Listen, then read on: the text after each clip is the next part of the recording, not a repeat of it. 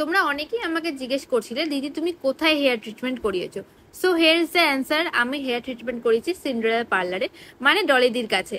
আমি যে কোনো হেয়ার প্রবলেমের জন্য একমাত্র ডলিদির কাছেই যাই।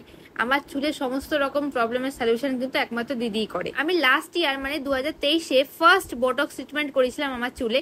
আর চুলের শাইনিং কিন্তু খুবই ভালো ছিল, প্লাস 1 বছর আমার চুলে কিন্তু কোনো রকম চেঞ্জেস হয়নি। যতটুকু রিগ্রোথ হয়েছিল ততটাই কিন্তু চেঞ্জেস এসেছিল, বাকি কিন্তু একই ছিল। তাই সমস্তটাই আমি দিদির হাতেই ছেড়ে দিয়েছিলাম।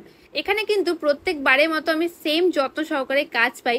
যতবার এখানে আসি ততবার কিন্তু ফুললি স্যাটিসফাইড হয়ে যাই। প্রত্যেকটা কাজই কিন্তু খুব যত্ন সহকারে করা হয়েছিল, মানে হেয়ার ওয়াশ থেকে স্টার্ট করে ক্রিম অ্যাপ্লাই, আয়রনিং সমস্তটাই কিন্তু খুব মন দিয়ে ভালোবেসে করা হয়েছিল। সাথে আমিও কিন্তু প্রচন্ডই এক্সাইটেড ছিলাম আমার নিউ লুকটার জন্য। এখানে কিন্তু ডিফারেন্সটা বোঝাই যাচ্ছে আমার আগের হেয়ারটা কেমন ছিল আর তারপর আয়রনিং করার পর ঠিক কেমন এসেছে। অ্যান্ড সব শেষে আরো একবার ওয়াশ করা হয়। আমি এবার করেছিলাম ন্যানোপ্লাস্টিয়া উইথ কোলাজেন ট্রিটমেন্ট। চুলের লেন্থ অনুযায়ী কিন্তু প্রাইসটা ডিফার করবে।